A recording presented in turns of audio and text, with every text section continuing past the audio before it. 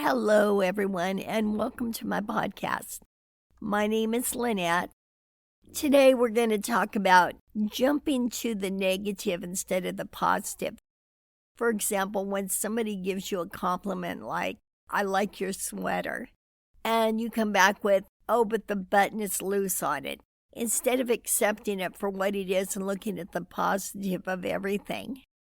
I don't know why we do that, but a lot of us do it, and life would be so much more pleasant if we could accept the positive in everything. One of the ways is starting to do that within yourself. When you look at something, don't look at the negative. Look for the positive. Look for the beauty in it.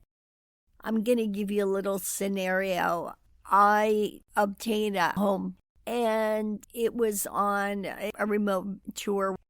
So my friend was looking at it, and every room looked really pretty, I thought, including granite in the kitchen. And instead of saying something nice or something positive, she said, did you notice a stain on the dining room floor?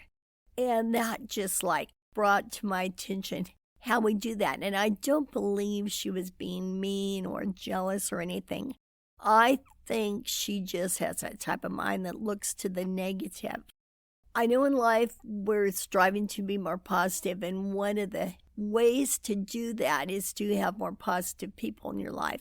But when you care about and love those that aren't real positive, but they're certainly good people, what do you do about that? One of the ways is to build a stronger foundation within yourself. And I'm going to share with you one of the ways to do that. And that is when you're going to do something, or when you see something, or when you think about something, if you go to a negative place, you need to get a piece of paper and a pen or pencil and write down the positive below it. Write down what the situation is, write down what your negative thought was, and then turn it around and write down what it is that is positive about the situation. And after you do this for a while, and you don't have to do it for a long time, it's amazing how your mind will start to flip to the positive ways. And as far as the people and friends I talked about in your life, there's really only two choices that you have that I believe. And one, you can keep them at arm's distance. Or if you want them in your life, you could try to share the positive treasures that you have found, either in podcasts, books, whatever, and wherever you found it. And if they aren't open to it, then you almost have to keep them at arm's distance. Because it is amazing when you have positive people in your life, the difference that it makes. I'm going to talk about myself. If you've listened to my earlier podcasts, I've been pretty open about my own health situation. A while back, somebody put me through a legal battle that I didn't want to go through, and it lasted 9 years.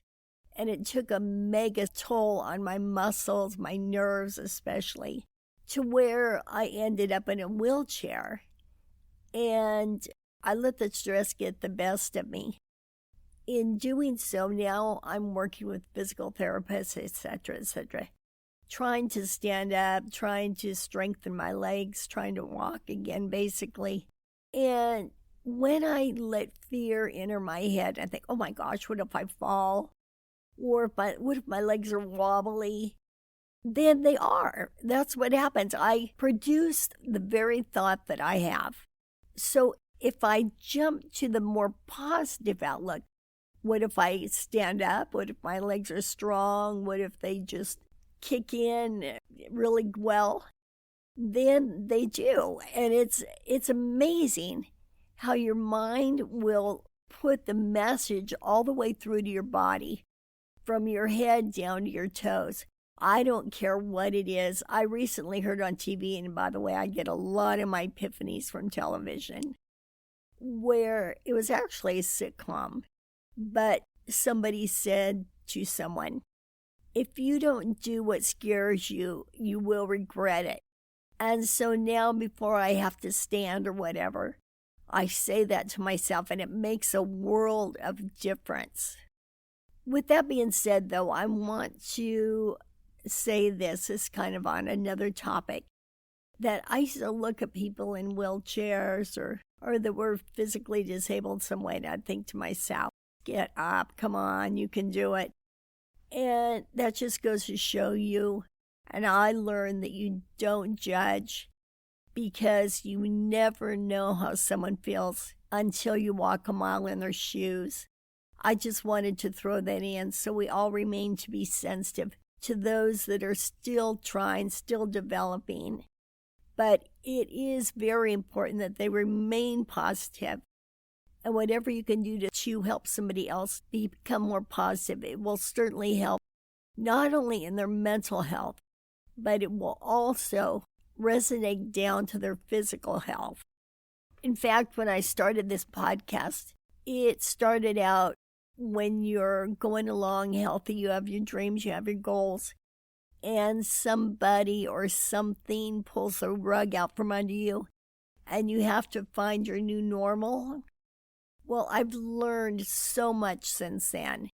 And I must tell you, even though I'm having difficulty walking, I am probably happier than I have ever been because not only did I find out what people and friends are real and true and want to be around you no matter what you're like, but you also learn what's important in life. You also learn to truly love yourself. I mean, I would never have chosen to be home, but in being forced to stay home, it was either sink or swim, more or less.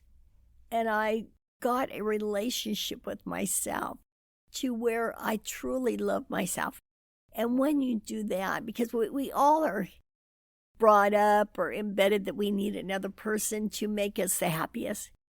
But I will say, I believe the most important relationship is the relationship you have with yourself. And everything else is a blessing.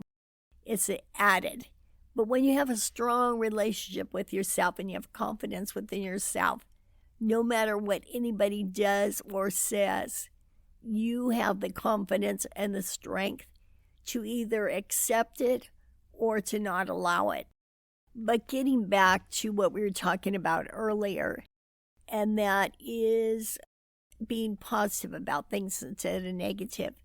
One time I was listening to Oprah Winfrey, and she was talking about how you can get 1 million emails that are positive, and you get one negative, and that is the person you want to hunt down. I don't know why we do that. I don't know if it's because we were brought up in a negative environment, more or less. But it can be changed. You can change your thoughts.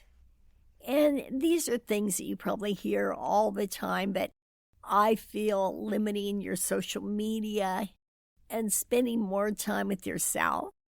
Surround yourself with positive people and really sit down and meditate daily. Find out what doors are opening for you, what you really want to do. So again, I'm going to remind you, when you're doing something, whether you're alone in doing it or you're performing, get your mind in that positive place because you have a choice, either be positive or negative. But whatever choice you make, your mind will send that message to your body. Either you can do it or you can't do it. That is, you catastrophize it. In other words, when you're about to do something, it becomes a catastrophe. You think of the very worst outcome it can have, and therefore you're making that happen. It's very exciting to think that we can change the very outcome, and I know we all want to be successful. We all want to be our best selves, and I think to be your best self, it starts with your mind. And by putting your mind in a positive place. In fact, my mother had a dream that she told me about, and she said in her dream they covered up the body and only the head was showing. And she heard these words, heal the mind and the body will follow. And that makes so much sense because next time you're doing something that maybe you're a little frightened of or it's challenging for you, get it in your head that the outcome is going to be positive, that you can do it, you can make it, you can be your best self, or whatever it is, whether it's singing or whatever it is. It doesn't matter. The point is you want to be the best you. And to do that, I believe it starts with the mind, and you need to train the mind to jump to the positive instead of the negative. And if people around you aren't coming along with you, you need to think about who you spend your time with and how you're looking at the outcome of everything. Another part to this scenario is I believe that when we're going for something that isn't good for us or that we are not supposed to have, that the doors do close and you can keep pushing through those doors and you can fight against the resistance. And it will happen, but maybe not to the degree that you thought it would. So again, back to meditating and praying to find what is your niche. I believe we all have one. And if you haven't found yours yet, seek it out by sitting down quietly and think about what your niche is.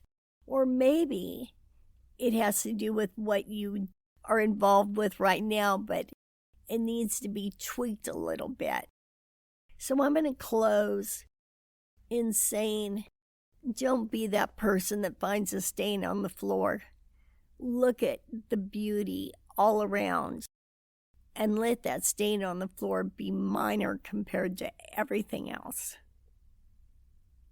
Have a great week, and I'll talk to you soon. Bye-bye.